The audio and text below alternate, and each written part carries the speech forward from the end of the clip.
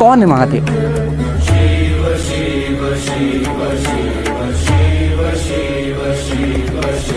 शिव को समझने के लिए हमें समझना पड़ेगा शिव और शक्ति का स्वरूप।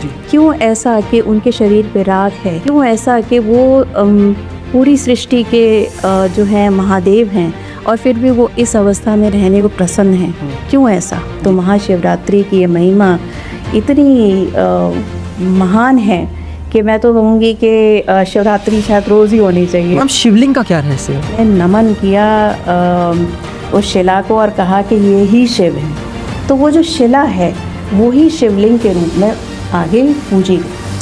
काशी मात्र एक ऐसी जगह है जहाँ पे गंगा उल्टी बहती है, तो ये कैसे? हाँ, ये सच है। एक बार क्या हुआ कि विष्णु जी और ब्रह्मा जी दोनों के बीच में विवाद छिड़ गया।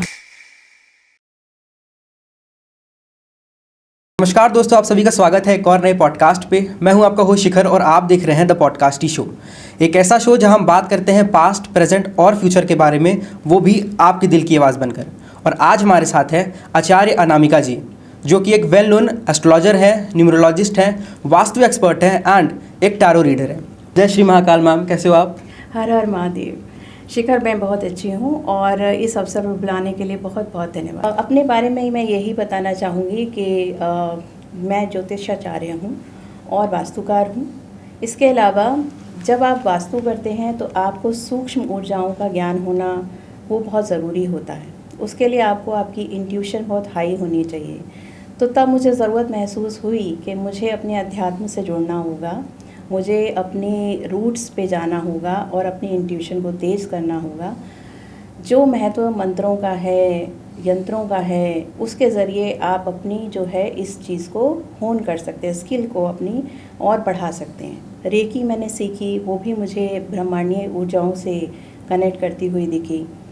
हाँ, मैंने टैरो भी सीखा क्योंकि ये भी इंट्यूशन बेस्ड है। तो ये सब विद्याएं तो मेरी चलीं, लेकिन जो मेरा बेस था, जो मैं इस डायरेक्शन में मूव हुई, मैं पहले आईटी कंपनी में एचआर मैनेजर थी। ओके।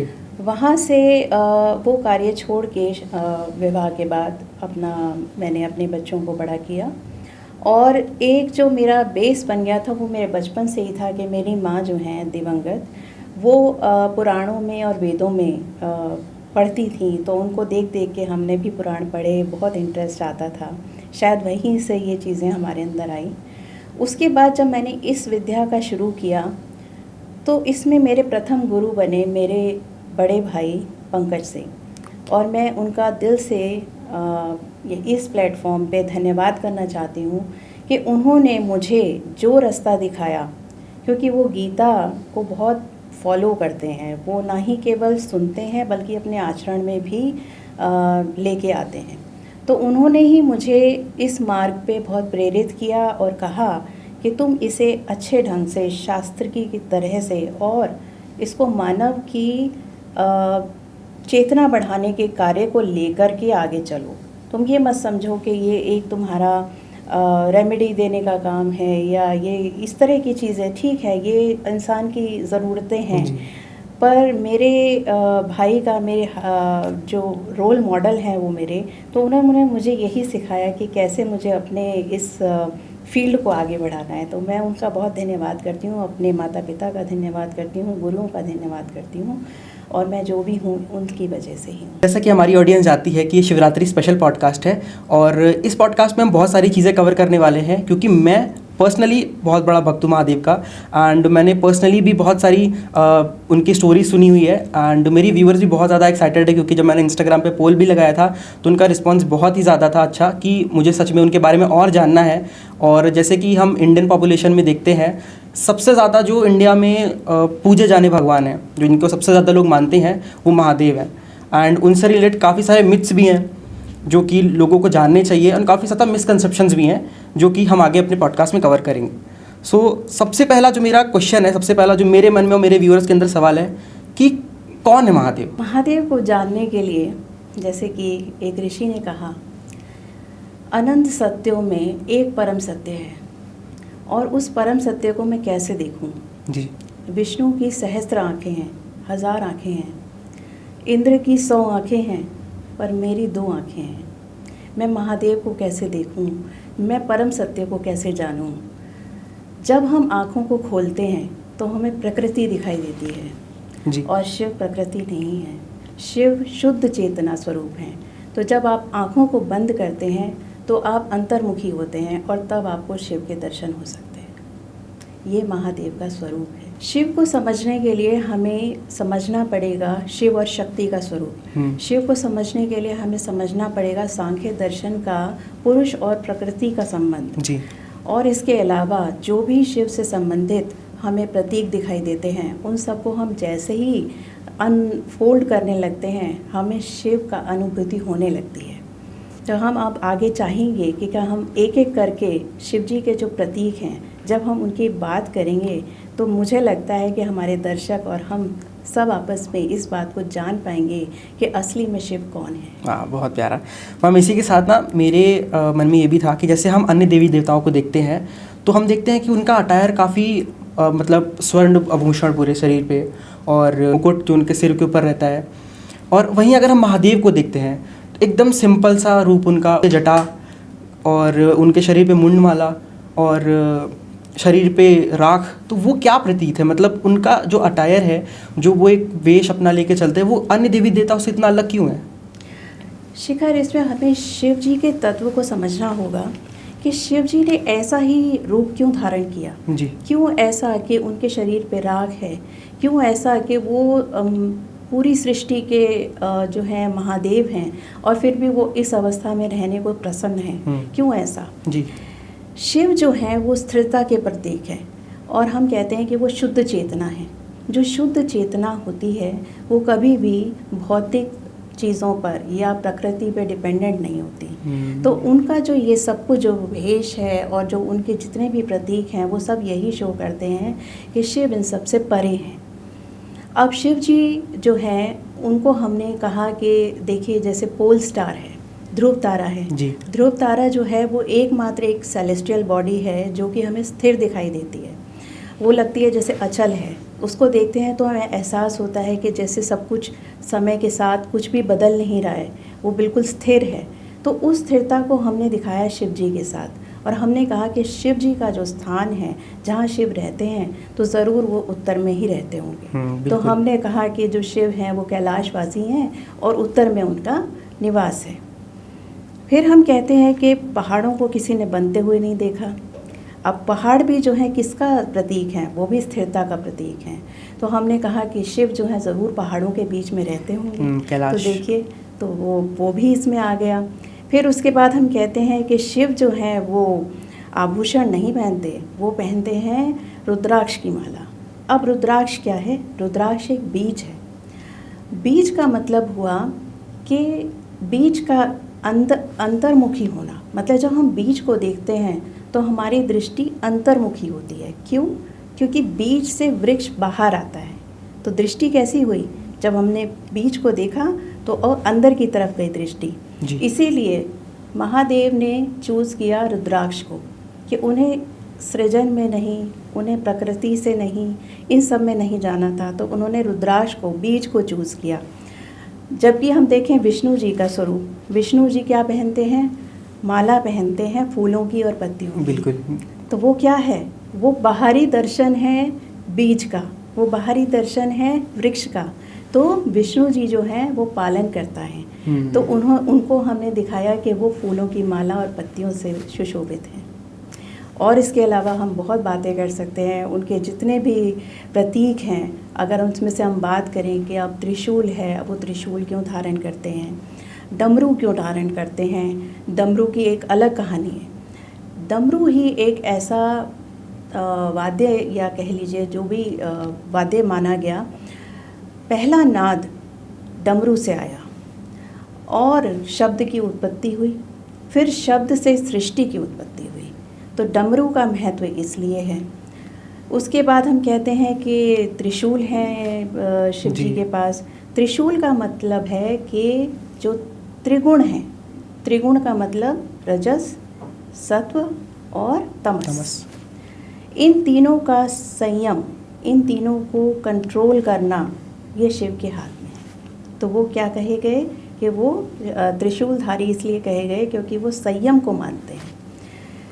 अब हमने कहा कि शिव जी के साथ नंदी भी हैं। अब नंदी क्यों? नंदी इसलिए क्योंकि वो भक्त हैं, सबसे बड़े भक्त कहे गए और फिर उनके वो गणों में शामिल हुए। तो नंदी भी इस तरह भक्ति के एक रूप में देखे गए हैं। ऐसे तो हम बहुत सारी चीज़ों का वर्णन कर सकते हैं। शिव जी के साथ अनेक चीज़ प्रतीकात्मक हैं और सब यही दर्शाती हैं कि कैसे शिव जो हैं वो अपने आप को अभी तक तो प्रकृति से दूर रखे हुए हैं, लेकिन अब जब हम आगे बढ़ेंगे तो प्रकृति भी अपना रोल निभाएगी और शिव को वो कैसे शिव से शंकर तक लेके जाएंगी वो हमें आगे देखना है। हम जैसे हम शिव जी के बारे में बात कर रहे हैं तो जैसे कहते हैं ना, शक्ति के बिना शिव अधूरे हैं। तो एक शब्द आता है अर्धनारीश्वर, उसका क्या प्रतीत है? अर्धनारीश्वर का जो एक कॉन्सेप्ट आया वो इसलिए आया क्योंकि जब चेतना ने ये चाहा कि मैं खुद को देखूं और मैं समझूं खुद को जी, तो ये कश्मीरी शैव तंत्र में बताया गया शिव शक्ति का स्वरूप। और उसमें बताया गया कि कैसे चेतना जो है वो जब सृष्टि को देखती है, जब प्रकृति को देखती है तो सृष्टि की उत्पत्ति होती है। अब इसमें अर्धनारीश्वर का रोल क्या है, कॉन्सेप्ट क्या है? एक ऋषि थे, भृंगी ऋषि। वो बहुत ही तपस्वी थे और बहुत ही भक्त थे शिव के, लेकिन वो इतने अटूट भक्त थे शिव के कि वो शिव के अलावा किसी की सत्ता को कबूल करने को तैयार नहीं थे। अब जब शिव के साथ शक्ति हैं तो शक्ति जो है उनका पूजन होना, उनका सम्मान होना वो शिव के लिए बहुत ज़रूरी है। लेकिन भृंगी ऋषि जो हैं वो मानने वाले नहीं थे। वो तो सिर्फ परिक्रमा करेंगे तो शिव जी की करेंगे। ये देख के पार्वती जी थोड़ी क्रोधित हुई कि ऐसा अपमान क्यों मेरे साथ। तो वो शिव जी के साथ ही बैठ गई, वो उनके पास बैठ गई और उन्होंने देखा कि अब तो इनको मेरी परिक्रमा करनी ही पड़ेगी, बिल्कुल, और मेरी सत्ता भी माननी पड़ेगी। लेकिन भृंगी ऋषि भी कम नहीं थे, उनकी अपनी अटूट भक्ति है। उन्होंने कहा कि ठीक है, मैं एक मक्खी बन जाता हूँ और इन दोनों के बीच में से निकल जाऊँगा और मैं परिक्रमा तो शिव की ही करूँगा। उस समय शिव जी को लगा कि मेरी जो अर्धांगिनी है या जो मेरे साथ जुड़ी है शक्ति जो मेरी है, इसका ये अनादर कर रहे हैं बिना जाने। तो अनजाने में इनसे एक भूल होती जा रही है और पार्वती का क्रोध बढ़ता जा रहा था। पार्वती ने कहा ठीक है ऋषि, अगर तुम्हें इतना ही गुरूर है अपनी भक्ति पे, तो जो तुम्हारे अंदर का स्त्रीत्व है, जो स्त्री गुण हैं, जैसे कि आपके अंदर का जो खून है और जो आपके अंदर की मांसपेशियां हैं, वो सब आपसे अलग हो जाएंगी। फिर देखते हैं कि तुम कैसे परिक्रमा करोगे शिव जी की। अब भृंगी ऋषि जो थे वो उनके अंदर से रुधिर भी चला गया, मांसपेशियां भी चली गईं। अब वो केवल एक हड्डियों का ढांचा बन के रह गए। अब वो खड़े भी नहीं हो पा रहे थे क्योंकि जब शक्ति निकल गई तो ऊर्जा नहीं है, अब वो खड़े नहीं हो सकते। वो समझ रहे थे कि शक्ति का रोल कहाँ है। और उस समय शिव जी ने उन पे कृपा की दृष्टि डाली, क्योंकि वो कल्याणकारी भी हैं, कृपालु भी हैं। तो उन्होंने उनको तीसरी एक टांग दी खड़े होने के लिए और उनको कहा कि आपको ये सत्ता माननी चाहिए। तो शिव जी ने कहा कि आपको जो है ये स्वीकारना होगा कि शक्ति मेरे से अभिन्न नहीं है। और तब उन्होंने ये अर्धनारीश्वर का रूप लिया और भृंगी ऋषि हमेशा उनके एक गण की तरह से साथ रहे। ओके, ये इसकी स्टोरी है। तो इसीलिए उन्हें अर्धनारीश्वर कहा जाता है। जी मैम, शिवलिंग का क्या रहस्य है? शिवलिंग का रहस्य जानने के लिए मैं इसमें आपको 2 कथाओं का वर्णन करना चाहूँगी, जिसमें कि पहली कथा ये कहती है कि एक बार क्या हुआ कि विष्णु जी और ब्रह्मा जी दोनों के बीच में विवाद छिड़ गया कि दोनों में से कौन श्रेष्ठ है। अब ब्रह्मा जी कह रहे हैं कि मैं श्रेष्ठ हूँ, मैंने सृष्टि का निर्माण किया। विष्णु जी कह रहे हैं मैं श्रेष्ठ हूँ, मैं पालन करता हूँ।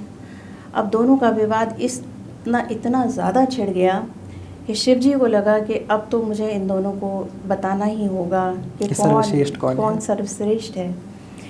तो ये वर्णन आता है पुराणों में, ये कथा आती है शिव पुराण में, और उसमें बताया गया कि जैसे ही ये विवाद बहुत ज़्यादा बढ़ गया तो शिव जी ने एक स्तंभ, ज्योति स्तंभ के रूप में इन दोनों के बीच में प्रकट हो गए। और वो दिव्य ज्योति ऐसी थी कि जिसमें कि कोई ईंधन भी नहीं था, और ऐसा प्रकाश कि दोनों विस्मित और दोनों हैरान कि ये क्या है, ये कौन सी चीज़ हमारे बीच में प्रकट हुई है।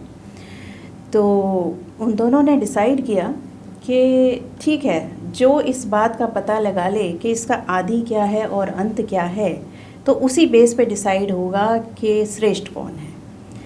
बात मान ली गई।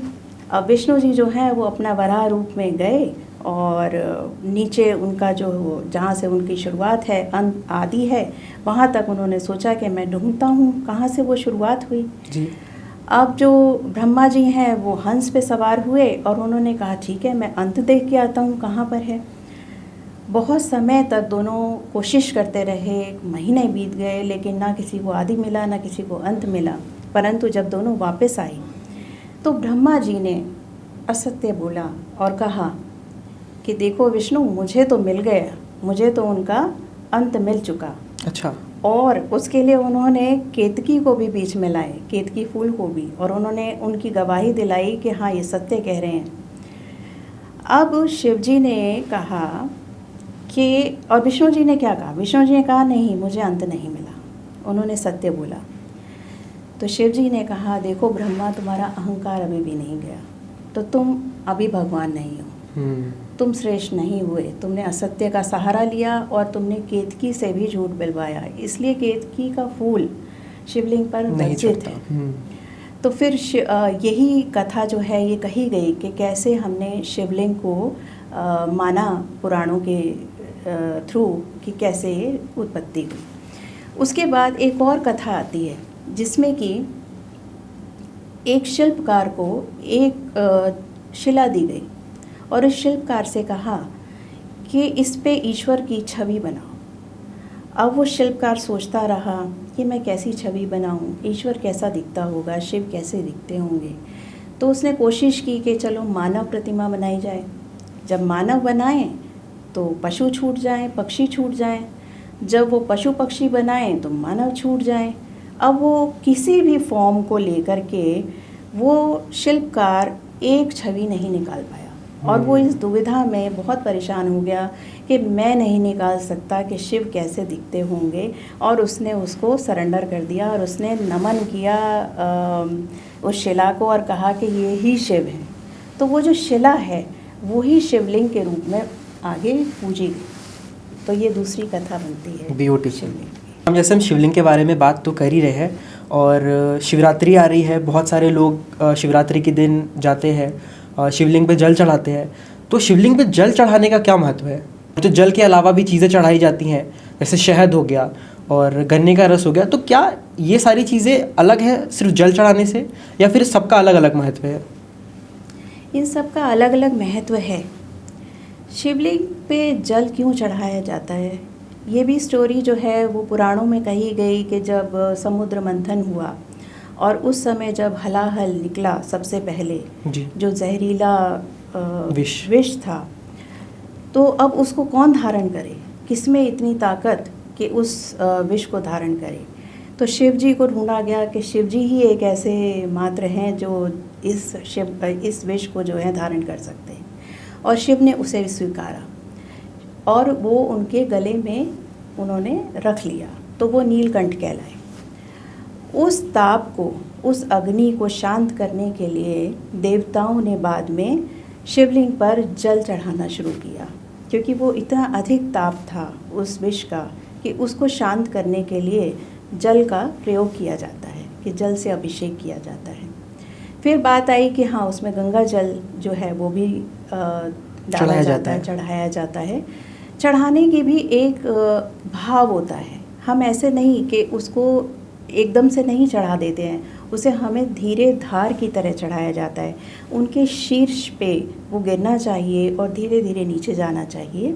इसका मतलब क्या है, ये भी एक प्रतीक है। ये प्रतीक है कि अहम जो है वो धीरे धीरे पिघलता है। तो हमें ऐसे इस भाव से ही शिव का अभिषेक करना चाहिए। अब आपने कहा कि और भी चीज़ें हैं जो शिव जी पे चढ़ाई जाती हैं, धतूरा है या बिल्व पत्र है, और शहद का वर्णन किया आपने कहा कि गन्ने का रस भी बताया जाता है चढ़ाने के लिए, तो क्यों? अब इसमें मैं थोड़ा सा एस्ट्रोलॉजी की तरफ भी लेके जाऊंगी, क्योंकि मेरा क्षेत्र जो है वो एस्ट्रोलॉजी से भी है, वास्तु से भी है। तो एस्ट्रोलॉजी में कहा गया कि जैसे पहला घर है, कुंडली का पहला घर, उसमें अगर आपका स्वास्थ्य बिगड़ा है, क्योंकि कुंडली का पहला घर स्वास्थ्य बताता है, अगर वो बिगड़ा हुआ है तो आपको जल अभिषेक करना चाहिए और लाल चंदन चढ़ाना चाहिए। अगर दूसरा भाव बिगड़ा हुआ है कि भाई आपको धन की समस्या आ रही है और आपकी वाणी का इशू है कि आपकी वाणी कटु है या आपके कुटुंब में माधुर्य नहीं है, तो बोला गया कि आप शहद चढ़ाएं। तो ये जो चीज़ें चढ़ाने का अर्थ है वो उस भाव को, उसको आप स्ट्रॉन्ग करने के लिए चढ़ाते हैं और शिव जी से दया मांगते हैं और शिव जी की कृपा चाहते हैं कि हमारा जो है ये जीवन अच्छे से चले। अब इसमें बहुत इंटरेस्टिंग बात ये है, हालांकि हर घर है, हर कुंडली का एक घर जो है उसके लिए अलग अलग चीज़ें बताई गई हैं, जो हम सूची आपको दे देंगे, आप स्क्रीन पे भी लगा सकते हैं ताकि दर्शक उसे अपने हिसाब से कि उनका कौन सा घर डिस्टर्ब है, 11वां 10वां, तो वो उसके हिसाब से वो इस शिवरात्रि पे इस उपाय का प्रयोग कर सकते हैं। कुछ ऐसे भाव हैं जहाँ शिव के उपाय करने से उल्टा भी हो सकता है। अच्छा, ऐसा भी है। शिव जो हैं वो क्या हैं, वो उनका तत्व क्या है? वो कहते हैं कि देखो, भोग से बाहर निकलो, मेरे पास आओ, शुद्ध चेतना की तरह आओ। अब हमारी कुंडली में कुछ भाव ऐसे हैं जो भोग को दर्शाते हैं, संचय को दर्शाते हैं, जिसमें कि सेकंड हाउस है धन को संचय करना। अब ये शिव तत्व के विपरीत जाता है, तो उसमें कहा गया कि देखिए, अगर आपको धन की इच्छा है, और हमने कहा कि आप शहद भी चढ़ा दें, वो तो चलो वाणी के लिए हो गया, लेकिन आपके मन में इच्छा है धन की, संचय करने की, शिव उसमें हेल्प नहीं करेंगे, तो आपको शक्ति की शरण लेनी होगी। आपको पहले शक्ति पूजन करना होगा, उनका ध्यान करना होगा, तब आप शिव जी से जो है इसकी अनुमति मांग सकते हैं। ऐसे ही 7वां घर है, 7वां घर हमारे स्पाउस का है, फिर हमारे भोग का है। तो यहाँ भी जो शिव हैं वो कहते हैं कि मैं इन चीज़ों से परे हूँ, यहाँ आपको पहले शक्ति की पूजा करनी है। 11वां घर मनोकामनाओं का है, कामनाओं का है, लाभ का है। यहाँ भी शिव कहते हैं ये मेरा एरिया नहीं है, पहले शक्ति की पूजा करें, फिर मुझसे आप प्रार्थना करें। तो ये जो हैं बड़े ही माइन्यूट डिटेल्स हैं एस्ट्रोलॉजी में, कि ऐसा नहीं है कि सुनी सुनाई बात पे कि आपने कह दिया कि किसी से सुन लिया कि एक एस्ट्रोलॉजर ने बता दिया कि भाई शहद चढ़ा दीजिए तो आपको धन मिल जाएगा, और आप गन्ने का रस चढ़ा दीजिए तो आपका दाम्पत्य सुख जो है वो सही हो जाएगा, आपका आपसी जो रिलेशनशिप है वो सही हो जाएगा। पर वो ये बताना भूल जाते हैं कि इसमें शक्ति का रोल पहले है, पहले शक्ति को प्रसन्न करें, फिर शिव जी से प्रार्थना करें। मैम, मैंने बहुत सारे एस्ट्रोलॉजर को देखा है और काफ़ी सारे लोगों को मैंने रील्स बनाते हुए देखा है। क्या ये सच में ऐसा है कि शिवरात्रि के दिन शिवलिंग को स्पर्श नहीं करना चाहिए? शिखर, ऐसा किसी भी आगम में, किसी भी ग्रंथ में ऐसा नहीं लिखा गया कि शिवलिंग को छूने की मनाही है, ऐसा नहीं कहा गया। बात भाव की है।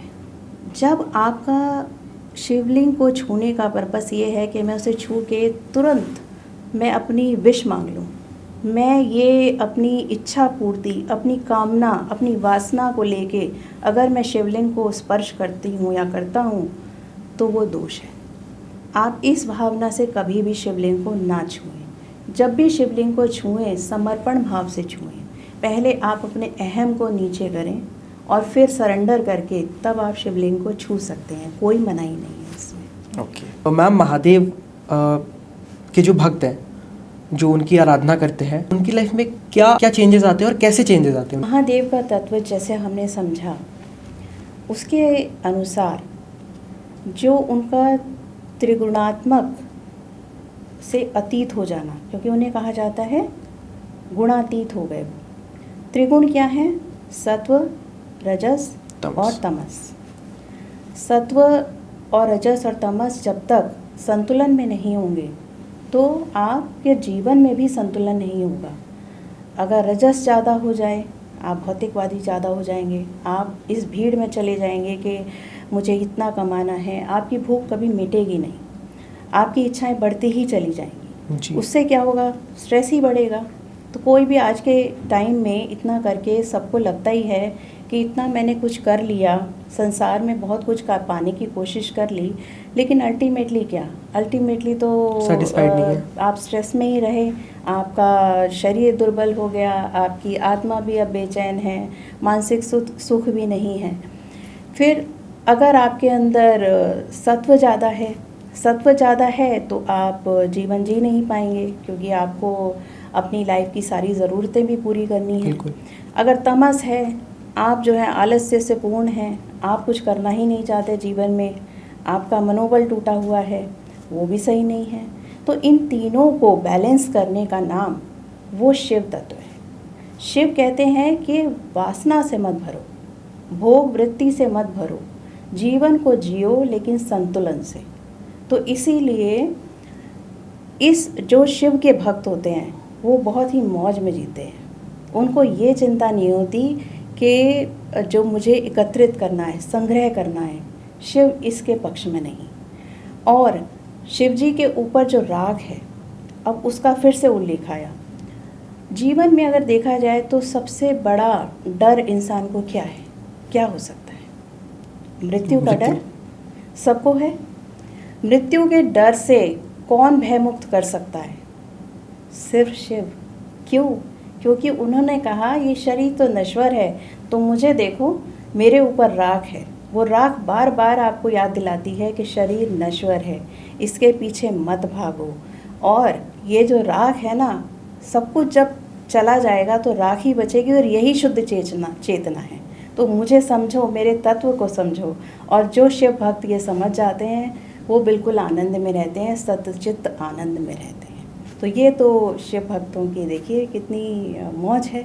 शिखर, इसमें मैं थोड़ा सा और ऐड करना चाहूँगी। जैसे कि मुझे लगा कि शिव भक्त जो हैं वो बहुत इंतज़ार करते हैं शिवरात्रि का। बिल्कुल मैम, मैं भी। पूरा साल वो वेट करते हैं कब शिवरात्रि आएगी और कब हम वो सब करेंगे जिससे कि हमारी चेतना का विकास होगा। तो शिवरात्रि जो है क्यों इतनी इम्पोर्टेंट है? क्या होता है उसमें ऐसा ख़ास? उसमें ख़ास ये है कि उस समय हमारी जो पृथ्वी की ऊर्जा है और जो ब्रह्मांडीय ऊर्जा है वो एक रेखा में होती है, और उस समय का किया हुआ तप, ध्यान, मौन वो बहुत ही प्रभावशाली होता है। और उसमें जो आपका कहना चाहिए जो तप है वो कई गुना अधिक बढ़ जाता है। तो ये कौन छोड़ना चाहेगा अपने जीवन में अवसर कि मैं उस दिन अगर मैं शिव भक्ति करूं और ध्यान में, मौन में जाऊं और अपने आप को जान लूं और शिव के करीब पहुंच जाऊं, तो कौन भक्त ऐसा नहीं चाहेगा। तो महाशिवरात्रि की ये महिमा इतनी महान है कि मैं तो कहूँगी कि शिवरात्रि शायद रोज़ ही होनी चाहिए। हालांकि महाशिवरात्रि होती है इसीलिए होती है क्योंकि शिव भक्त जो हैं उस दिन भी यही प्रयास करते हैं। इसमें और क्या होता है कि जैसे कि शाम को शुरू हो जाता है, जब संध्या कालीन होती है तो उसको हमने माना कि ये जागृति की स्थिति है। जागृति की स्थिति है, इसमें हम क्या करते हैं कि शिवलिंग पे जल अभिषेक करते हैं और दूध का अभिषेक होता है, फिर बिल्व पत्र का होता है, प्रॉपर एक आपका अभिषेक होता है।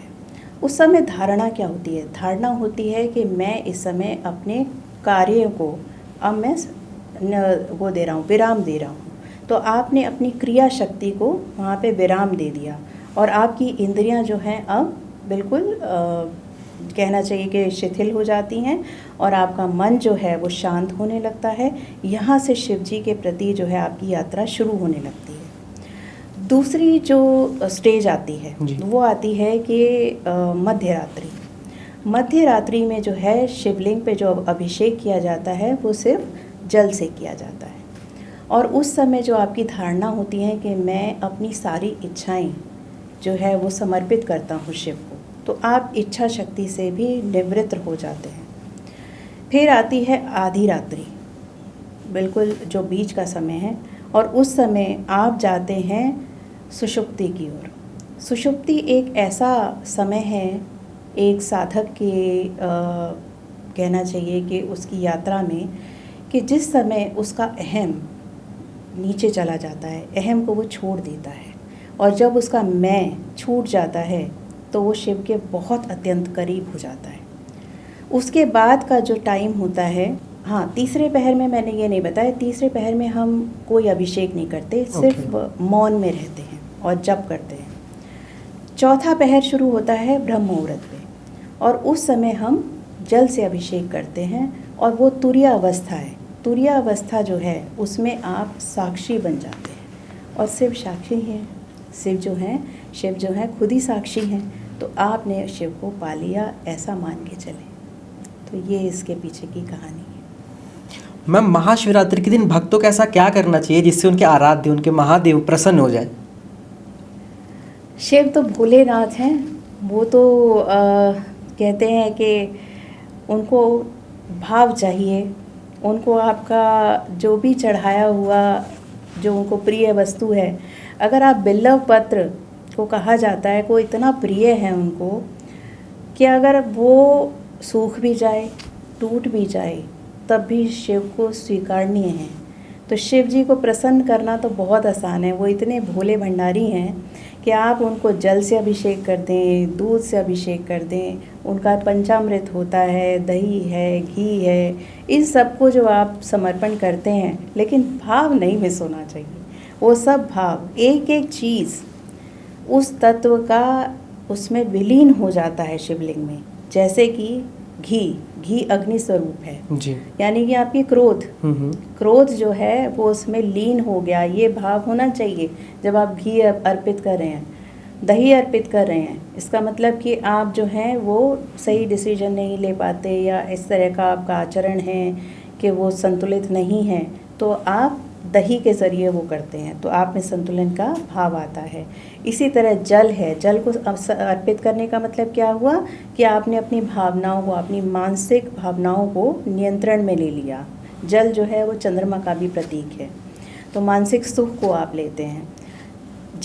जो आपका दूध है, दूध जो है वो पोषण देता है, तो आप स्वास्थ्य लाभ लेते हैं। तो इस तरह हर भाव से आप शिव जी को जो भी ये चीज़ें, वस्तुएं जो आप समर्पण करते हैं, शिव उन सब से खुश हो जाते हैं। और उनका तो मंत्र भी इतना सरल सुंदर है, ओम नमः शिवाय। उसका जाप आप करते हैं और उसमें जब लीन हो जाते हैं तो शिव प्रसन्न हो जाते हैं। अब शिव को प्रसन्न करने के लिए देखिए रावण ने क्या क्या किया। अब इसमें बहुत इंटरेस्टिंग स्टोरी है। Yes, very excited. Yes, Ravan जो था बहुत परम भक्त था शिव जी का जी, और उसके 10 सिर थे। अब जब शिव ने उनकी भक्ति को तब तक नहीं स्वीकारा, तो रावण को लगा कि अब क्या किया जाए। एक एक करके उन्होंने अपने सब मस्तक जो है शिव को अर्पित कर दिए और उन्हें प्रसन्न करने की घोर चेष्टा करी। जब वो अपना 10वां सर काटने लगे तो शिव प्रसन्न हुए उनकी भक्ति से, और उन्होंने कहा कि दशानन, तुम दशानन ही रहोगे, तुम अपने सब मस्तक वापस लो, अब तुम्हारा अहम हट गया, तो तुम अब मांगो जो वर मांगना चाहते हो। तो इससे पहले भी एक छोटी सी स्टोरी और है जो इसमें हम ऐड कर देते हैं कि पार्वती जी जो हैं, पार्वती जी उनके साथ ही बैठी थी। पार्वती जी ने शिव जी से कहा था कि मुझे रहने के लिए कोई स्थान चाहिए, मुझे भी महल चाहिए। तो शिव जी ने कहा क्या करोगी महल का? तो शिव पार्वती जी ने कहा कि अगर गर्मी होगी तो मैं क्या करूँगी। शिव जी ने कहा कि गर्मी है तो बरगद का पेड़ जो है वो सफिशिएंट है, उसमें देखो पूरा जो है शाखा ऊपर से नीचे और वो सब ऐसा बन जाता है कि उसमें गर्मी लगेगी ही नहीं। बिल्कुल।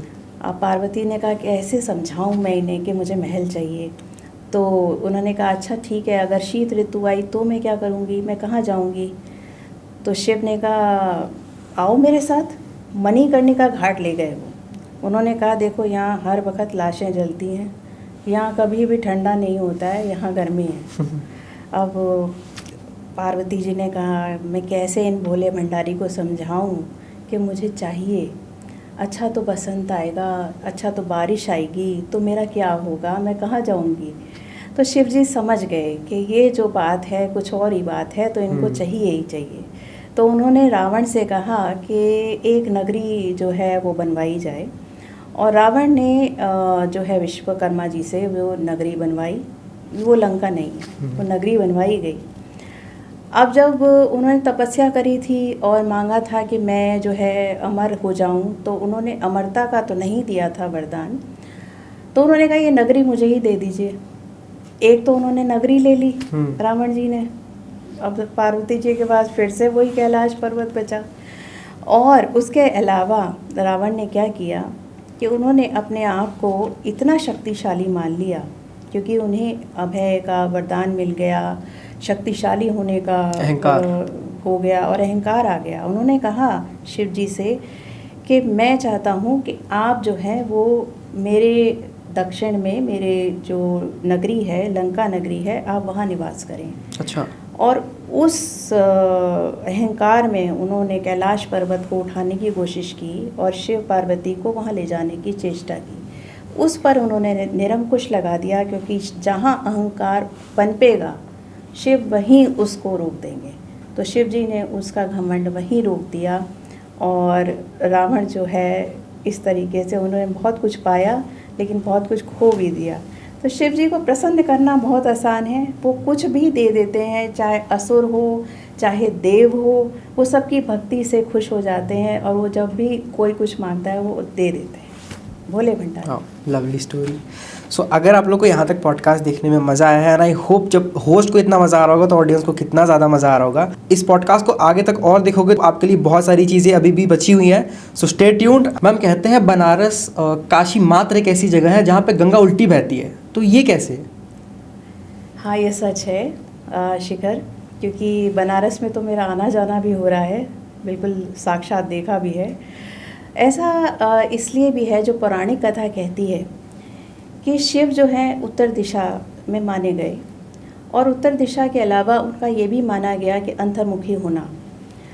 तो यहाँ पे आकर के ये प्रतीक की तरह से माना गया कि जो दिशा में गंगा जा रही थी उससे भी लौट के वापस आना उत्तर की तरफ। तो ये एक बिल्कुल अपने आप में एक बहुत ही जिसे कहने चाहिए कि बहुत ही अलग तरह का एक प्रतीक मिलता है, कि कभी ऐसा नहीं देखा गया कि कोई नदी जो है वो दक्षिण की तरफ जा रही है और वो उत्तर की तरफ भी मुड़ जाए। लेकिन मणिकर्णिका घाट से लेके तुलसी घाट तक 1.5 किलोमीटर तक का शायद एक कितना पैच है, जहाँ पे गंगा भी उत्तर की तरफ जाती हुई दिखाई देती हैं। तो मनुष्य जो है वो भी अपने अंदर झांके, अपने अंदर जाए और अपने अहम को नीचे करे, और जाने की चेतना क्या है, बाहर से अंदर जाना, मतलब कि भौतिकता से यानी कि प्रकृति से दूर जाके अपनी चेतना को पहचानने का ये प्रतीक है। इसमें एक और स्टोरी भी है कि जो दत्तात्रेय हैं, भगवान दत्तात्रेय जो कि गुरु माने गए हैं, उनका कमंडल भी गिर गया था इनके वेग से गंगा जी के। तो गंगा जी जो है वो दत्तात्रेय के जो है कमंडल को वापस करने के लिए भी मुड़ी थी इस जगह से। तो ये दोनों स्टोरीज जो हैं लिंक्ड हैं। मैम, महापुराण में और शिव पुराण में रुद्राक्ष को लेके क्या बातें कही गई है? मतलब कौन इसे धारण कर सकता है, क्या ये सभी के लिए है, और रुद्राक्ष एक्चुअल में है क्या? मतलब जैसे कहते हैं वो शिव का प्रतीक है, तो वो किस तरीके से हम उसे कह सकते हैं कि वो शिव का प्रतीक है? रुद्राक्ष जो है वो है तो एक बीज, और रुद्राक्ष की कहानी कहाँ से शुरू होती है, वह जो हमने शुरुआत में भी बात करी कि शिव को जो है रुद्राक्ष पसंद हैं। रुद्राक्ष जो आए वो रुद्र रूप जो है वो शिव का बताया जाता है ऋग्वेद में। शिव जो शब्द है वो बाद में शुरू हुआ। पहले जो शुरुआत में जो कहा गया, जो तत्व था शिव तत्व, उसका वर्णन जो है वो रुद्र के तरह से ऋग्वेद में कहा गया। उसके बाद आते आते जो है सांख्य दर्शन हुआ, फिर उसके बाद आगम आए, फिर उसमें कश्मीरी शैव दर्शन हुआ, उसमें शिव का वर्णन मिलता है। अब रुद्र जो हैं उनसे कहा गया कि जो शिव जी हैं उन्होंने एक बार बहुत तपस्या करी। रुद्राक्ष जो है वो बीज है, और रुद्राक्ष जो है वो माना गया है कि वो शिव जी का ब्लेस्ड बीज है, मतलब कि वो उनकी तरफ से एक वरदान है, और उसकी जो प्रॉपर्टीज़ हैं वो ऐसी देखी गई हैं कि जो कि रोग निवारण भी हैं और सौभाग्य को देने वाली भी हैं। और रुद्राक्ष जो है पुराणों में या फिर हमारे ग्रंथों में माना गया कि आंवले का आकार का जो रुद्राक्ष होता है वो सबसे शुभ होता है। फिर बेर की आकृति का मध्यम माना जाता है, और चने के बराबर का जो रुद्राक्ष है वो जो है वो थोड़ा सा और कम माना जाता है शुभ। और इसमें भद्राक्ष भी होते हैं। भद्राक्ष का मतलब होता है जिनकी फॉर्म जो है वो गोलाई लिए हुए नहीं है, तो भद्राक्ष नहीं धारण किए जाते। जो धारण किए जाते हैं वो गोल बीज ही होने चाहिए। अब रुद्राक्ष की पहचान कैसे हो, रुद्राक्ष दिखता कैसे है, तो रुद्राक्ष जो है उसमें एक नेचुरल ही उसमें एक छेद भी होता है, और उसमें लकीरें होती हैं, ऊपर से लेके नीचे तक की गोलाई में लकीरें होती हैं। उनका वो कहा जाता है रुद्राक्ष के मुख। तो वहीं से डिसाइड होता है कि वो एक मुखी है, दो मुखी है, या कितने मुखी हैं। जैसे कि शास्त्रों में वर्णन है, कई जगह वर्णन है 21 मुखी का, 21 मुखी मिल जाते हैं, कई जगह 40 का भी वर्णन है। तो 21 मुखी रुद्राक्ष तक की हमारे पास है सूची। और रुद्राक्ष के अंदर जो एक एक लकीर है उसके अंदर भी बीज होते हैं। ओह, तो वो काउंटिंग जो होती है लकीरों की और अंदर के बीज की, वो रुद्राक्ष को साबित करती है कि वो असली रुद्राक्ष है। क्योंकि कृत्रिम रुद्राक्ष भी बनाए जाते हैं, क्योंकि जो ज़्यादा मुखी होते हैं वो अवेलेबल बहुत कम होते हैं, तो कृत्रिम तरीक़ों से उन्हें जोड़ करके बना दिया जाता है। तो वो कैसे हम पता करें कि वो सही है कि नहीं है। हालांकि 2-3 मेथड्स बताए गए हैं, लेकिन आजकल की टेक्नोलॉजी इतनी हाई हो चुकी है कि जैसे पहले बोला जाता था कि पानी में उबाल करके देख लीजिए, अगर चिपकाए होंगे तो अलग हो जाएंगे, पर अब ऐसा नहीं होता। फिर उसके बाद बताया गया कि दूध में जो है उसको उबाल के रख दीजिए, और अगर 7 दिन तक दूध नहीं फटता है तो इसका मतलब वो रुद्राक्ष असली है। फिर कहा गया कि 2 तांबे के कॉइन्स लीजिए और उसके बीच में रुद्राक्ष होगा तो मूव करेगा। पर फिर भी यहाँ पे संशय तो रहता ही है कि ये असली है कि नहीं है। एक्सरे के ज़रिए आप देख सकते हैं, अगर आपको अंदर के बीज दिखाई दे जाते हैं तो वो उतने मुखी का रुद्राक्ष है। तो ये एक बहुत अच्छा तरीका है उसको जानने का। असली रुद्राक्ष जो है बहुत प्रभावशाली होता है। पहले के राजघरानों में देखे जाते थे कि 1 से 21 मुखी तक के रुद्राक्ष वो लोग संचय करते थे। तो इसकी जो महानता है, इसकी जो प्रॉपर्टीज़ हैं, ये बहुत ही विख्यात हैं पूरे विश्व में, और इस पे शोध भी बहुत हो रहे हैं। मुंबई में भी एक शोध कार्यालय है जहाँ पे ये जानने की कोशिश की जा रही है कि इसमें ऐसे कौन से तत्व हैं जिसमें, क्योंकि इसमें औषधि में भी यूज़ होता है और उसके बहुत असर देखे गए हैं। तो रुद्राक्ष जो है वो अपने आप में अभिमंत्रित है, उसे अभिमंत्रित करने की भी ज़रूरत नहीं है। सब वयस्क उसे धारण कर सकते हैं। कुछ नियम हैं। रुद्राक्ष जो है बॉडी पार्ट्स में आप आर्म्स पे पहन सकते हैं, बाजू पे पहन सकते हैं, गले में कंठी की तरह पहन सकते हैं, आप शिखा पे धारण कर सकते हैं, आप नेक तक का धारण कर सकते हैं। उसके नीचे का वर्णन नहीं दिया गया, वो शुभ नहीं माना गया। उसके अपने रीज़न्स हैं ही, बायोलॉजिकल रीज़न्स हैं, बहुत रीज़न्स हैं, तो उसको बहुत ही पवित्र माना गया। तो ये नियम आपको फॉलो करने होते हैं अगर रुद्राक्ष पहनना है। दूसरा, क्योंकि शिव जो हैं वो बिल्कुल ऐसे हैं कि शुद्धता में और संयम में इन सब चीज़ों के प्रतिनिधित्व हैं। तो आपके मन में अगर वासना है, आपके मन में विचार शिव तत्व से जुड़े हुए नहीं हैं, तो आपको नहीं पहनना चाहिए। तो ये आपको देखना पड़ेगा रुद्राक्ष पहनने से पहले। जैसे रुद्राक्ष में हम ये देखते हैं कि एक मुखी होता है, ऐसे करके आपने बताया कि 21 मुखी यानी कि और 40 मुखी तक रुद्राक्ष होते हैं। तो क्या किसी एस्ट्रोलॉजर से या फिर किसी से कंसल्ट करके ही हमें रुद्राक्ष लेना चाहिए? जैसे अभी के टाइम पे कहीं पर भी आप देखोगे तो वहाँ पे सर्टिफिकेशन के साथ वो कहते हैं कि आप रुद्राक्ष ले सकते हो। तो क्या एक इंडिविजुअल पर्सन को कैसे पता करें कि उसे कौन से मुखी के रुद्राक्ष लेने चाहिए, चाहे वो 1 मुखी हो, 2 मुखी हो? देखिए, 1 मुखी रुद्राक्ष जो है बहुत ही रेयर है। और नेपाल में कहा जाता है कि जो राजघराना है उसमें ही शायद वो देखने को मिलता और है। मैंने भी बहुत सुना कि वो ही पीढ़ी दर पीढ़ी से दी पीढ़ी जाता है। पीढ़ी दर पीढ़ी जाता है, और जितने भी बाहर मार्केट में अवेलेबल हैं उनकी तो आप कह नहीं सकते कि वो असली है या नहीं है।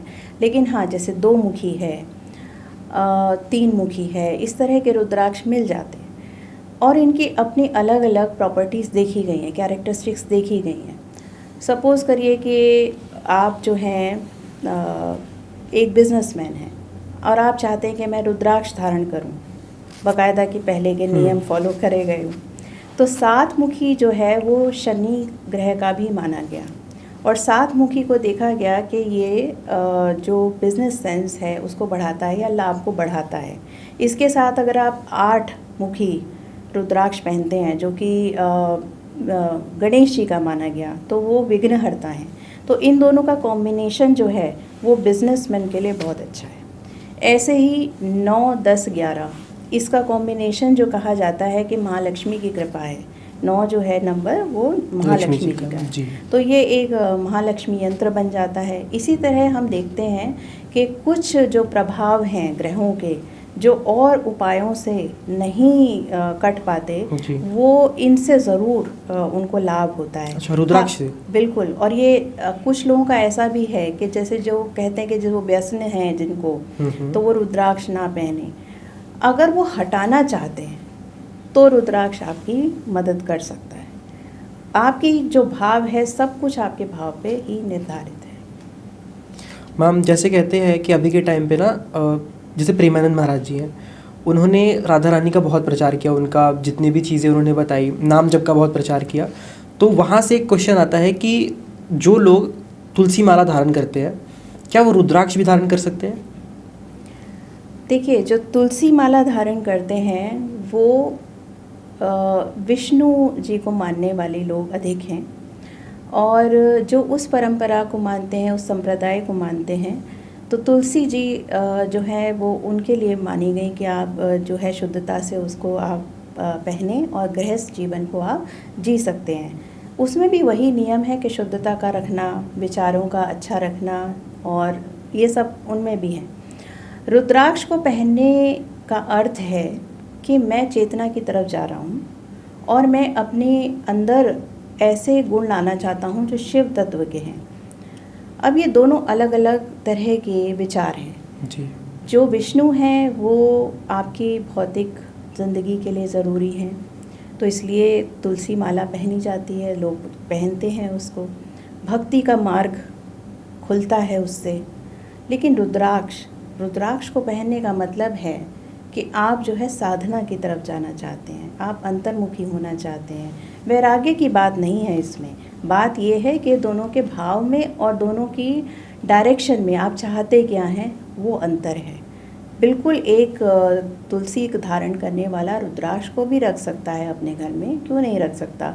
उसकी दोनों ही इच्छाएं हो सकती हैं कि मैं अपने गृहस्थ जीवन को भी अच्छे से जी रहा हूँ और स्वच्छता से जी रहा हूँ, तो मैं शिव की तरफ भी जाना चाहता हूँ, मैं अपनी चेतना को भी विकास करना चाहता हूँ। तो इसमें कोई ऐसा वो भेद नहीं है। हाँ, दोनों एक साथ पहनने में आपका ब्रेन कंफ्यूज हो जाएगा कि आप चाहते क्या। मैम, जैसे हम रुद्राक्ष के बारे में बात कर रहे हैं और हमने जैसे अभी महाकुंभ भी था और अभी कुंभ भी चल रहा है, तो वहाँ पे हमने ये देखा है कि जो तांत्रिक होते हैं, जो अघोरी होते हैं, वो अपनी जटाओं पे रुद्राक्ष की माला लगा के रखते हैं और वो अपने जो इष्ट हैं वो महादेव को मानते हैं। और जैसे हम लोग देखते हैं कि जो तांत्रिक है वो भी अपने आराध्य महादेव को ही मानते हैं। तो तंत्र और महादेव को कैसे कनेक्ट किया जा रहा है अभी? तंत्र जो है वो शिव ने ही दिया था। जब पार्वती ने कहा कि अब जो कलयुग है उसमें लोगों का उत्थान कैसे होगा, शिव ने कहा कि देखो पार्वती, मैंने सब मंत्र कीलित कर दिए हैं। क्यों? क्योंकि कलयुग में वैसी स्वच्छता नहीं होगी जो कि सतयुग द्वापर में हुआ करती थी, त्रेता में हुआ करती थी। ना तो उस तरह के यज्ञों के लिए लकड़ी तुम्हें शुद्ध मिलेगी, ना तुम्हें घी शुद्ध मिलेगा, ना तुम्हें जो जड़ी बूटी हैं वो शुद्ध मिलेंगी। तो जब गलती से आप ये यज्ञ करेंगे, यज्ञ करने को मना ही नहीं है, मैं ये नहीं कहना चाहती, मैं ये कहना चाहती हूँ शुद्धता की बात। जब ये चीज़ें शुद्ध नहीं होंगी तो कैसे मनुष्य का उद्धार होगा। तो शिव ने कहा कि तंत्र जो है उसके ज़रिए मनुष्य का उत्थान हो सकता है। तंत्र का मतलब बहुत गलत तरीके से लिया जाता है, ऐसा इसलिए क्योंकि उसको जो है कई तरीके से प्रेजेंट किया गया। जब शिव ने पार्वती को तंत्र बताए तो उन्होंने जैसे कि भैरव तंत्र की बात की जाती है, विज्ञान भैरव तंत्र, उसमें विधियां बताई गई कि आप ध्यान में जो है कैसे उसमें उतर सकते हैं। तो उसमें हर मनुष्य के लिए अलग अलग तरह की ध्यान की विधियां बताई गई। ओके। और उसमें 112 विधियां बताई गई ध्यान की, जो कि किसी ना किसी मनुष्य को वो ज़रूर उस पे वो कार्य कर पाएगा और अपने आप को ध्यान की अवस्था में ले जा पाएगा। तो एक तो विज्ञान भैरव तंत्र हुआ। बाकी के जो तंत्र हैं, तंत्र का मतलब होता है टेक्निक। तो शाबर मंत्र भी शिव जी के ही द्वारा आए। उनको जो है वो नहीं करना पड़ता, उनको क्या कहना चाहिए, मंत्र को हमें शाबर मंत्रों का भी उल्लेख मिलता है, वो भी शिव से आए, उनको जागृत नहीं करना पड़ता। कुछ लोगों की मान्यता है कि अगर गुरु नहीं है तो हम कैसे मंत्रों को करें, क्या बिना गुरु के मंत्र किए जा सकते हैं। कहा गया कि शिव ही सबसे बड़े गुरु हैं। अगर किसी के पास अपना गुरु नहीं है तो वो शिव को अपना गुरु बनाएं और उस मंत्र को जागृत कर सकते हैं, ऐसा कहा गया। ओके। मैम, अभी के टाइम पे जैसे कि हर इंसान को देखोगे कि बहुत ही ज़्यादा ना जेंजी कल्चर की तरफ वो बहुत ज़्यादा उनका झुकाव है, और काफ़ी सारे लोगों को मैंने देखा है कि वो कभी भगवान जी का टैटू बनवा लेते हैं अपने हाथ में, त्रिशूल बनवा लेते हैं। तो क्या ये बनाना सही है, और अगर जिन्होंने अभी तक बनवा लिया है वो क्या कर सकते हैं? इसमें भी वही नियम लागू होते हैं जो कि हमारे रुद्राक्ष में लागू होते हैं। पहले के ज़माने में तो टैटू इतना फेमस नहीं हुआ करता था, और ख़ास तौर पे फेस बनवाना देवी देवताओं का। अब ये वही है कि जो बनवा रहा है, अगर वो उसे फैशन स्टेटमेंट समझ के बनवा रहा है तो मुझे नहीं लगता कि उसे बनवाना चाहिए। शिव तत्व जो है वो एक फैशन की चीज़ नहीं है, ये एक ऐसी चीज़ है जो कि मानव की चेतना को ऊपर उठाने के लिए है। इसमें भी यही आपको देखना होता है कि कौन से शरीर के अंग पे आप टैटू बनवाना चाहते हैं। हाथ पे आप बिल्कुल टैटू बनवा सकते हैं, आप अपने नेक एरिया तक बनवा सकते हैं, लेकिन इसमें भी कोशिश यही होनी चाहिए कि आप मंत्र जो हैं या सिंबल्स हैं, इस तरह के अगर टैटू बनवाते हैं तो अच्छा है। और अगर आप शुद्धता का ध्यान रखते हैं तो आप फेस भी बनवा सकते हैं, लेकिन पूरे शरीर का टैटू जो है वो वर्जित है, वो नहीं बनवाना चाहिए। और वैसे मैं बताना चाहूँ शिखर, 3 साल पहले मैंने भी टैटू बनवाया था। ओके। और इसमें मैंने शिव शक्ति ही लिखवाया है, इसमें त्रिशूल है, तो मैं तो खुद ही फॉलो कर रही हूँ इस चीज़ को। मैम, सभी चाहते हैं कि वो ज़्यादा से ज़्यादा पैसे कमाएं और उनके भी घर में लक्ष्मी का वास हो, तो इसके लिए कोई आप रेमेडी देना चाहोगे? हाँ, शिखर, जो महाशिवरात्रि पे हैं कुछ उपाय किए जाते हैं जिनसे आप अपने भौतिक जीवन को अच्छे से जी सकते हैं। जैसे कि मान लीजिए कि आपने धन की बात की, तो धन के लिए मैंने पहले भी बताया कि शिव जी जो है संचय वाली जो नियत है उससे तो वो अगेंस्ट हैं, लेकिन हाँ, अपना घर चलाने के लिए हर किसी को अपना ऐसी धन की कामना होती है। तो उसके लिए सबसे पहले तो ध्यान करना है आपको शक्ति का ध्यान करेंगे, और उसके बाद आप शहद को अगर आप चढ़ाते हैं शिवलिंग पे तो वो आपके लिए लाभकारी है। अब इसके पीछे की आप बात समझिए। शहद बनता कैसे है? जब मधुमक्खियाँ फूलों का रस लेके संचय करती हैं, तो इसके पीछे क्या हुआ, आपने संचय करने की एक आपकी थॉट आया, तो शहद कैसे बना? ऐसे बना। तो इसीलिए हमने इसको लिंक किया कि धन अगर आपको चाहिए, धन आपको अपनी आजीविका चलाने के लिए चाहिए, तो आप शहद जो है शिवलिंग पे चढ़ाएं, साथ साथ माता शक्ति को, पार्वती का ध्यान करके करें। और मैम, जैसे कहते हैं कि जो लड़कियां होती हैं वो 16 सोमवार का व्रत रखती हैं, तो ऐसी कोई आप रेमेडी देना चाहोगे कि जो लोग शादी के लिए जा रहे हैं उनका जो जो मैरिज जो लाइफ है वो सक्सेसफुल बने, उसके लिए आप कोई रेमेडी देना चाहोगे? जो कन्याएं हैं हमारे परंपरा में 16 सोमवार का व्रत रखती हैं, क्योंकि वो कहीं ना कहीं शिव को मानती हैं कि वो एक आइडियल हस्बैंड की तरह आए जब वो शंकर बने। उन्होंने पार्वती का पूरा साथ दिया, और जब पहले जन्म में जब पार्वती सती थी जी।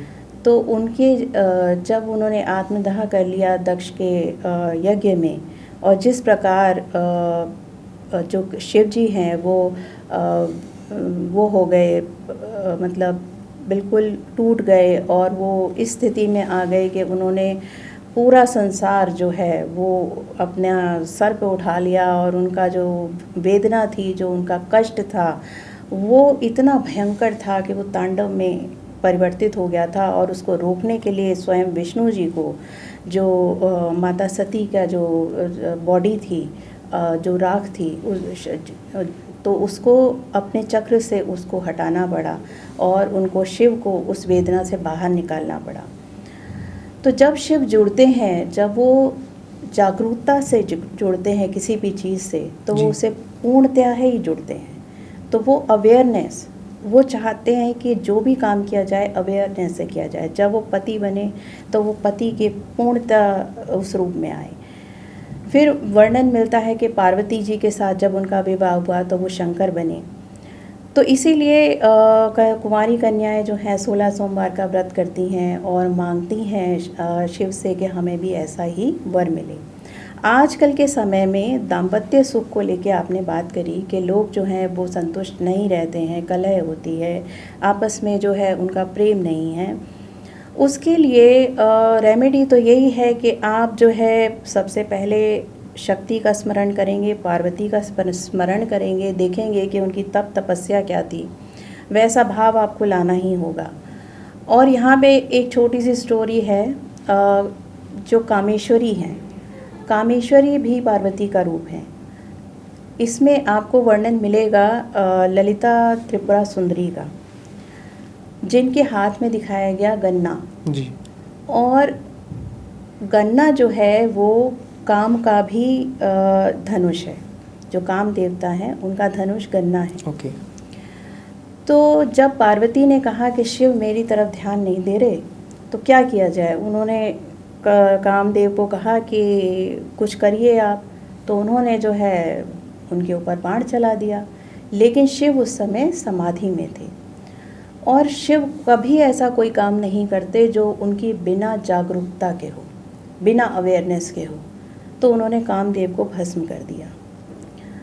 अब कामेश्वरी जो थी, जो उस समय पार्वती कामेश्वरी बनी, और उन्होंने अपने तपोबल से और अपने जो है निष्ठा से शिव जी को प्रसन्न किया, और उन्होंने उनको पाया। तो यहाँ पे गन्ने का जो रेफरेंस है वो यहीं पे ही आता है कि कैसे आप अपने आकर्षण को भी बढ़ा सकते हैं, अपने दाम्पत्य सुख को भी वापस ला सकते हैं अगर आप शिवलिंग पे गन्ने का रस चढ़ाते हैं। तो ये 7वां भाव को जागृत करने की बात है, लेकिन ये बिल्कुल ना भूलें कि इसमें माता पार्वती का रोल ज़्यादा है। मैम, महादेव, शिव, काल भैरव, पशुपतिनाथ, इन सब में क्या भेद है? हाँ, ये बहुत ही सुंदर क्वेश्चन है, क्योंकि इतने सारे हम नाम सुनते हैं भगवान शिव के, तो हमें ये भी जिज्ञासा होती है कि अलग अलग नाम क्यों। शिव तो जब एक ही हैं तो ज़रूरत क्या।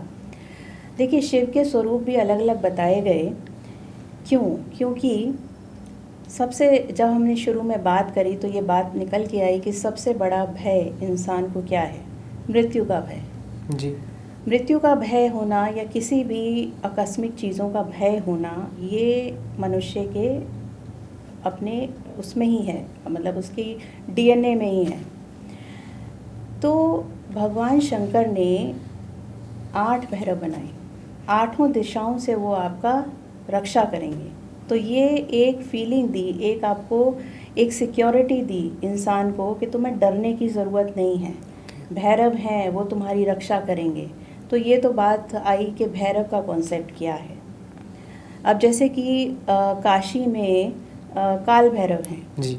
उनको वहाँ का कोतवाल कहा जाता है। बिल्कुल। अगर आप विश्वनाथ जी के दर्शन करना चाहते हैं तो कहते हैं कि पहले कोतवाल में जाके आप उनसे परमिशन लीजिए, वो अर्जी वहाँ के लगाइए। कोतवाल हैं। अगर आपने वहाँ जाके उनसे परमिशन नहीं ली है तो आप काशी विश्वनाथ के दर्शन कर भी आए तो उसका फल नहीं मिलेगा। तो ये बात है कि काल भैरव की इतनी इम्पोर्टेंस है। भय से मुक्ति दिलाना ही शिव तत्व है। अब बात आई कि पशुपतिनाथ, पशुपतिनाथ क्यों कहे गए वो? क्या वो पशुओं के संरक्षक हैं या कोई और भी बात है इसमें? बात इसमें ये है कि शिव जो चाहते हैं, शिव की चाहत क्या है? शुद्ध चेतना है वो, और शुद्ध चेतना प्रकृति से अलग है। वो उसके साथ तभी मिक्स होती है जब चेतना चाहती है। अन्यथा शिव हमेशा चाहते हैं कि आप जो हैं प्रकृति का रूप समझें, आप अपने जीवन को जिएं। महत्व उसका जो है वो यही है कि अपनी आत्मा को जानें और फिर मुझे जानें। तो जब अपनी आत्मा को जानेंगे तभी आप शिव तक पहुंचेंगे ना, क्योंकि शुद्ध चेतना है वो। तो पशुपति नाथ का मतलब है कि पशु वृत्ति से ऊपर उठना। जब सृष्टि बन रही थी तो ब्रह्मा जी का एक रूप देखा गया, जिसमें कि ये देखा गया कि ब्रह्मा जी प्रकृति को कंट्रोल करने के उसमें हैं। वो उनके 4 मुख चारों दिशाओं में देखते थे कि वो हर प्रकृति के विषय को कंट्रोल करना चाह रहे हैं। उनमें अहम बढ़ता ही जा रहा है कि मैंने प्रकृति के इस भाव को भी कंट्रोल कर लिया, मैंने उसको भी कंट्रोल कर लिया, और वो अहंकार बढ़ता ही जा रहा है। यहाँ पे शत्रुपा की भी कहानी आती है जिसमें कि ब्रह्मा जी का ऐसा रूप दिखाया गया कि शिव ने कहा कि ये क्या हो रहा है? मतलब ब्रह्मा ऐसे कैसे कर सकते हैं कि वो शत्रुपा के पीछे, प्रकृति के पीछे इतने मोहित हो रहे हैं? ये कैसे हो सकता है? ये नहीं हो सकता। जैसे ही ब्रह्मा का 5वां मुख ऊपर आने लगा और वो ये देखने लगा कि मैं जो है शक्ति को, मैं ये प्रकृति को सब तरफ से मैं कंट्रोल कर लूँगा, तभी जो है नाखून की धार से उनका जो मस्तक अलग कर दिया शिव जी ने, कि अहंकार को मैं कभी बर्दाश्त नहीं करूँगा। अब पशु वृत्ति जो है वो आपको प्रकृति की तरफ लेके जाती है, वो आपको शुद्ध चेतना की तरफ नहीं ले जाती। इसीलिए कहा गया उनको पशुपतिनाथ, कि वो इन सब वृत्तियों से ऊपर है। मैम, उज्जैन में भस्म आरती होती है तो उसका क्या रहस्य है? शिखर, उज्जैन जो है कहा जाता है कि महाकाल जो हैं उनके दर्शन के लिए आप स्वयं अगर मान भी लें, जाना भी चाहें, तो ऐसा नहीं है कि आप पहुंच जाएंगे। महाकाल स्वयं बुलाते हैं जब आप उनके लिए प्रिपेयर हो जाते हैं। वहाँ का क्या है, महत्व क्या है, और वो इतना उल्लेखनीय क्यों है? महाकाल में रुद्र ग्रंथि का भेदन हो जाता है। अब आप कहेंगे अब ये रुद्र ग्रंथि क्या है? तो 3 ग्रंथियाँ मानी गई। हमारे शरीर में 7 चक्र होते हैं। तो जो मूलाधार चक्र है और स्वादिष्ठान चक्र है, वहाँ पे कही गई ब्रह्मा ग्रंथि। ब्रह्मा ग्रंथि जो है वो हमें भोग विलास और जो हमारे जो बेसिक डिज़ायर्स हैं एक ह्यूमन बीइंग के, वो सब पूरा करती है। उसको भेदन करके आप, भेदन मतलब उससे जीत के, उससे पार होके आप विष्णु ग्रंथि तक आते हैं। विष्णु ग्रंथि जो है आपकी कामनाएं, इच्छाएं सब पूर्ण करती हैं। उसका भेदन करके, मतलब उससे पार होके फिर आप चेतना के स्तर को बढ़ाते हैं और आप ऊपर जाते हैं। रुद्र ग्रंथि ये आखिरी पड़ाव है।